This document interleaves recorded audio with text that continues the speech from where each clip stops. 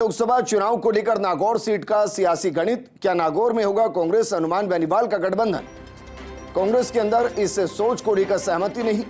Congress think tank का मानना, बेनीवाल खुद खींवसर से जीते थे बेहद कम अंतर से चुनाव।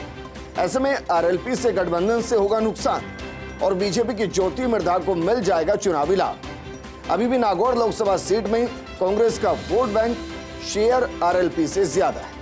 कांग्रेस का हर लोकसभा चुनाव में रहा करीब 40% से ज्यादा वोट बैंक शेयर।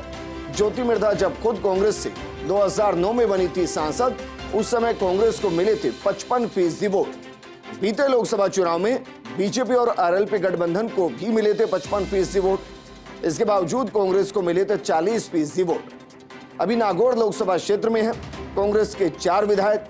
नागौर विधानसभा सीट को कांग्रेस ने 20 साल बाद जीता और जीता भी रिकॉर्ड मतों से। मेरे सहयोगी और पॉलिटिकल एडिटर योगेश शर्मा जुड़ गए हैं। योगेश, क्योंकि कांग्रेस राजस्थान में इतनी कमजोर नहीं कि उसको गठबंधन करना पड़े, और गठबंधन के पीछे वाकई में तर्क तो दिया ही जा सकता है कि एक सांसद विधानसभा का चुनाव लड़े और वो भी बेहद कम अंतर से जीते, तो उसके साथ गठबंधन से नुकसान होगा या फायदा? थिंक टैंक क्या कह रहा है? देखिए, बहुत ही तार्किक प्रश्न विजेंद्र आपने पूछा है और आपने खुद ने ही सवालों का जवाब भी दे दिया। सबसे बड़ी बात यह है कि कांग्रेस पार्टी के 4 विधायक उस इलाके में हैं। डेगाना को हम छोड़ दें जो कि राजसमंद में चला गया, बाकी नागौर का इलाका है और रामनिवास गावड़िया वहां से विधायक हैं, वहां से मुकेश भाकर विधायक हैं। अब सवाल ये खड़ा होता है कि हनुमान बेनीवाल के साथ गठबंधन के पक्ष में कौन है? अभी तक हनुमान बेनीवाल के साथ गठबंधन के पक्ष में वहां के स्थानीय नेता नहीं। यही बात जो है वो सहमति नहीं बनने का कारण रही है। उसका कारण ये भी है कि कांग्रेस का वहां खुद का मजबूत वोट बैंक है जी। चाहे वहां पर जाट कम्युनिटी में कांग्रेस की पुरानी सेंध रही हो, परंपरागत वोट बैंक रहा हो, चाहे वहां पर मुस्लिम कम्युनिटी और दलित वर्ग के अंदर कांग्रेस की पुरानी पैठ रही हो। यही वो सीट थी जब पूरे देश के अंदर कांग्रेस पतन की ओर चली गई थी। एक दौर ऐसा आया था जनता पार्टी का और जनसंघ का। पूरे देश में 2 सीटें केवल कांग्रेस पार्टी ने जीती थी और 1 सीट नागौर की जीती थी देश के अंदर। राजस्थान में एक ही सांसद बने थे, वो नागौर से नाथूराम मिर्जा बने थे कांग्रेस पार्टी के उम्मीदवार के तौर पर, और दूसरी सीट मध्य प्रदेश की थी।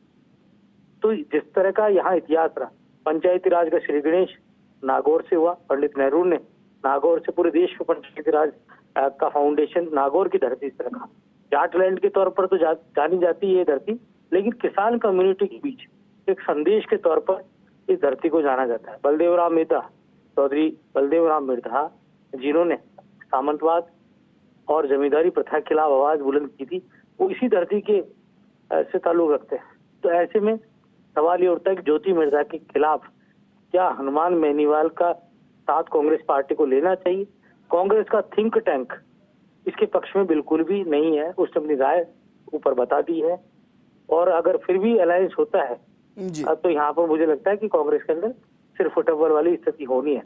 और हनुमान बेनीवाल, क्योंकि पिछली बार बीजेपी के साथ गठबंधन था और बीजेपी के गठबंधन के तहत बीजेपी ने उम्मीदवार नहीं उतारा, हनुमान बेनीवाल ने ज्योति मिर्धा को हराकर चुनाव जीत लिया था और इस बार वो खींवसर से विधायक बने। तो ऐसे में यहाँ सवाल खड़ा होता है कि अगर हनुमान बेनीवाल का साथ दिया जाए तो क्या यूनुस खान साथ देंगे जो कि इंडिपेंडेंट एमएलए डीटवाड़ा से, और क्या आप मुकेश भाकर, रामनिवास गावड़िया, जाकिर गैसावत, क्या कांग्रेस के अन्य नेता साथ देंगे? अभी कहा नहीं जा सकता कि अलायंस को लेकर कितनी सहमति होगी। ठीक है योगेश जी, शुक्रिया तमाम जानकारी हमारे साथ साझा करने के लिए। आगे बढ़ते हैं जयपुर।